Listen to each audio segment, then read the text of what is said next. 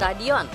Dalam fungsinya tak hanya sekedar menjadi arena pertandingan sepak bola, akan tetapi juga mempunyai makna tersendiri bagi para pemain tuan rumah dan penggemarnya. Dan Stadion Siliwangi lah salah satunya. Terletak di Jalan Lombok, Kota Bandung, stadion berkapasitas 15.000 orang ini menjadi bagian sejarah atas lahirnya legenda Persib, serta sepak terjang Maung Bandung di kancah sepak bola Indonesia, bahkan internasional.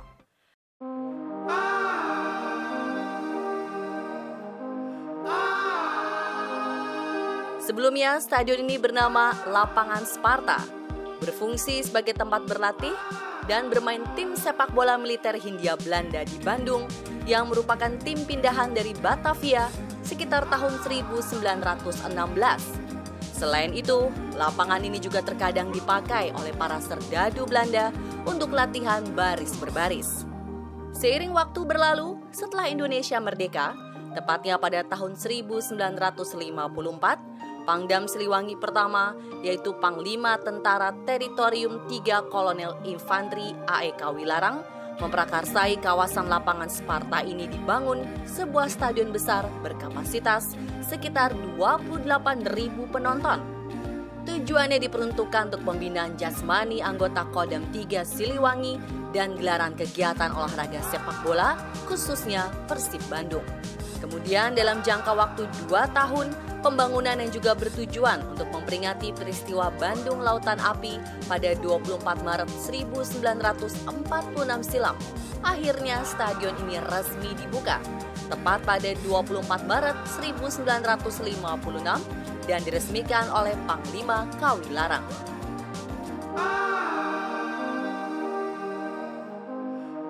Sebetulnya kan gini, memilih Stadion Siliwangi itu karena memang di Bandung saat itu tidak ada stadion lagi.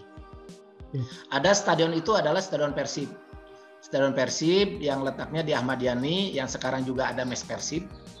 Di sana itu Persib base camp-nya tempat latihan di sana. Tetapi beberapa kali juga pernah menggelar pertandingan di sana dengan Persija, dengan Persebaya, kemudian dengan timnas, pertandingan persahabatan ya di Stadion Persib. Seiring berkembang waktu dan jumlah supporter makin banyak, akhirnya Stadion Siliwangi lah menjadi base camp-nya Persib untuk pertandingan kandang. Jadi di sana itu ada momen yang terindah juga, sebetulnya banyak sekali ya. Artinya di sanalah di Siliwangi Persib memulai perjalanan juara kompetisi perserikatan tahun 86, kemudian juga kompetisi perserikatan tahun 90. Kompetisi perserikatan 93, 94 yang terakhir kompetisi perserikatan.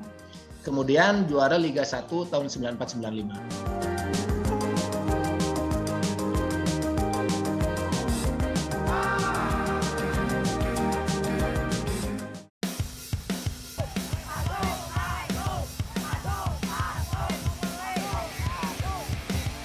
Dalam perjalanannya, Stadion Siliwangi yang dipugar pada tahun 1976 menjadi saksi bisu masa keemasan Persib Bandung, dan kenangan itu sangat membekas di hati para bobotoh, sebutan bagi penggemar fanatik Persib Bandung. Salah satunya adalah ketika klub raksasa sepak bola Belanda PSV Eindhoven bertandang ke kota Bandung untuk melakukan laga persahabatan melawan Persib pada 11 Juni 1987. Saat itu, bisa dikatakan merupakan pertandingan kelas dunia, di mana tim berjuluk Pangeran Biru yang berstatus juara Liga Perserikatan pada tahun 1986 melawan tim berjuluk Red White Army, salah satu klub Eropa yang sedang berada di masa puncak kejayaannya. Alhasil, jangan pernah merasa sudah menjadi bobotoh kalau belum pernah nonton Persib Bandung di Stadion Siliwangi. Kurang lebih begitulah ungkapan yang bisa menggambarkan betapa berartinya stadion yang menciptakan banyak sejarah bagi Persib maupun bobotoh ini. Ya memang kalau melihat dari banyak yang mengatakan bahwa Stadion Siliwangi ini cukup angker bagi tim-tim lawan yang main di Siliwangi. Sebetulnya angkernya bukan angker secara klinis ya, klinik gitu. Bukan angker secara klinik. Tapi kalau melihat dari faktanya bahwa memang tribun penonton ke lapangan, terus dari tribun VIP ke tempat bench tim lawan dan tim Persib sendiri itu sebetulnya berdekatan. Oke. Jadi ketika sorak-sorai penonton itu di Stadion Siliwangi itu ke lapangan itu sangat dekat gitu. Jadi suaranya bakal terdengar oleh pemain lawan maupun pemain Persib sendiri. Persib di sana pernah bertanding melawan Ajax Amsterdam, PSV Eindhoven dari Sao Paulo dari Brazil pernah main di sana. Malah Ruud Gullit pernah main di Stadion Siliwangi waktu itu.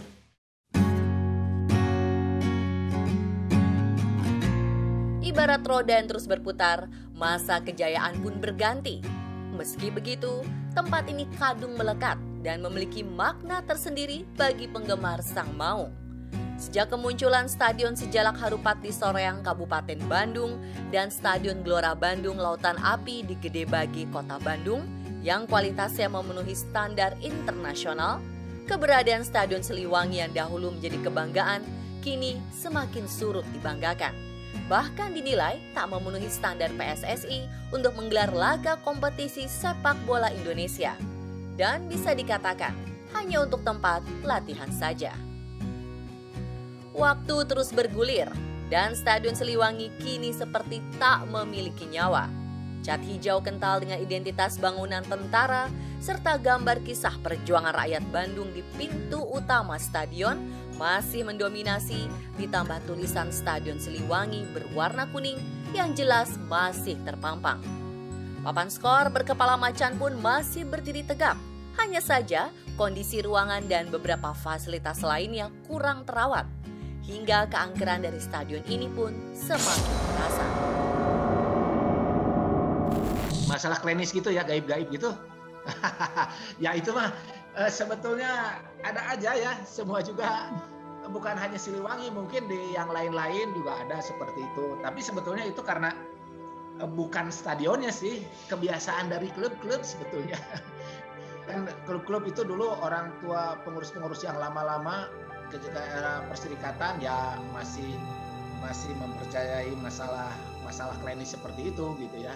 Misalkan angker dalam pengertian klub sepak bola ya, itu kan sebetulnya lebih angker karena teror penonton ya, dan juga mungkin jejak prestasi. Saya pikir semua klub pasti memiliki tanda kutip stadion angkernya tersendiri. Kayak di PSM ya, itu seringkali mengatakan kan Stadion Matoangin yang angker. Lalu di Medan ya, itu Stadion Teladan dianggap angker. Ya, jadi saya pikir sih itu adalah semacam asumsi aja, asumsi tapi nggak ke arah yang mistis gitu, enggak. Saya pikir angkernya itu. Jadi lebih kepada kalau Persib main di Siliwangi maka akan sangat sulit dikalahkan oleh lawan.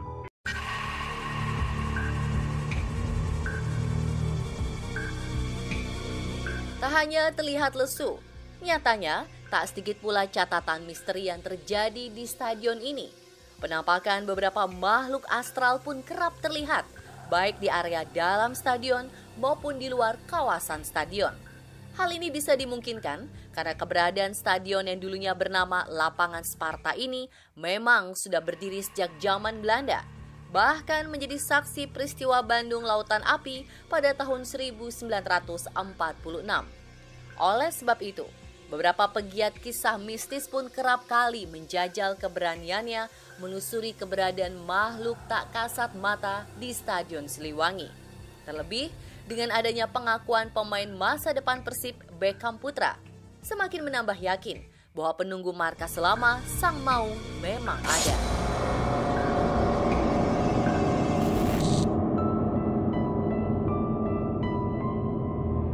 Meski tak semua kisah misteri berhubungan dengan fenomena gaib, pada tahun 1996 menoreh duka mendalam bagi persepak bolaan Indonesia. Pelatih kenamaan timnas yang pernah mengantar klub Petrokimia Putra melaju ke final Liga Indonesia 1 musim 1994 hingga 1995, Andi M. Teguh, meninggal terkena serangan jantung di Stadion Siliwangi. Kemudian di tahun 2013 lalu, hal yang sama juga dialami oleh striker utama Pelita Bandung Raya, Abdoulaye Seko Camara, ketika sedang menjalani latihan di stadion tersebut. Tak hanya dari pegiat sepak bola saja, Anggota TNI juga ada yang menghembuskan nafas terakhirnya usai mengikuti tes kesehatan yang digelar di Stadion Siliwangi, Bandung. Bukan hanya kabar duka yang meliputi stadion ini, keangkeran juga dirasakan oleh klub lawan Persib Bandung yang bertandang. Bagaimana tidak, pada Liga ke-8 tahun 2002, Persib mencatatkan rekor tak terkalahkan dalam 11 pertandingan yang digelar di Stadion Siliwangi. Bahkan pada musim 2005, striker asing Ekene Ikenwa menjadi striker tajam Persib Bandung ketika bermain di kandang. Hingga 13 gol pun diraihnya pada musim pertama berlaga. Namun sayang, pada tahun 2011, kejayaan Persib Bandung tercoreng akibat kerusuhan yang terjadi pada pertandingan Arema melawan Persib, hingga banyak menelan korban jiwa dan korban luka-luka, baik antar supporter maupun pemain dan officer. Scrimmage di depan gawang, terjadi pergumulan dan Roman Cabello melakukan sebuah tendangan yang berubah kedudukan menjadi 0-1. Arema Indonesia unggul atas Persib Bandung.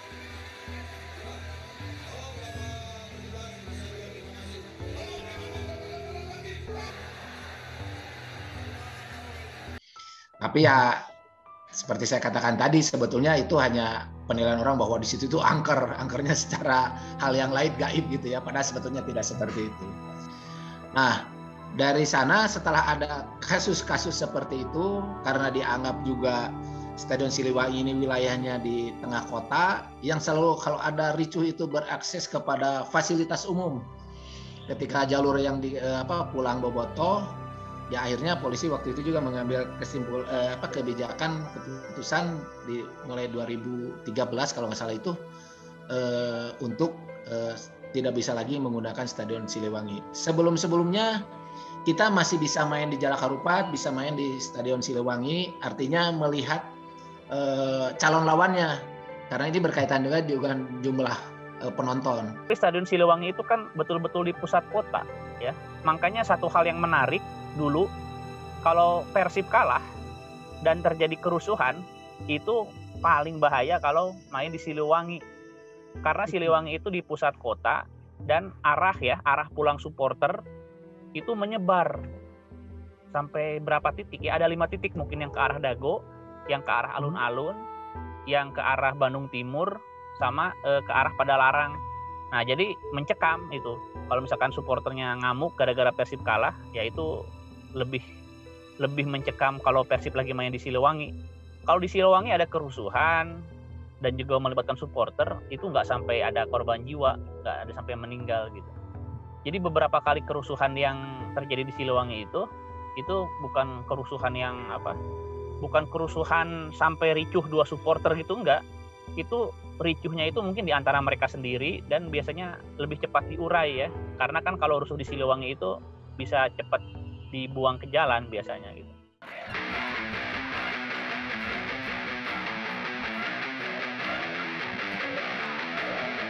Mau bagaimanapun kisahnya, Stadion Siliwangi adalah saksi bisu kejayaan Persib dan menjadi kebanggaan masyarakat Bandung, khususnya Bobotoh. Tentu, dengan adanya proses pembenahan yang sedang dilakukan, stadion ini diharap menjadi lebih megah dan bisa dipergunakan kembali oleh klub kebanggaan Viking untuk menoreh prestasi di masa depan. Singkat kata, Persib memang bukan segalanya, tapi Persib selamanya.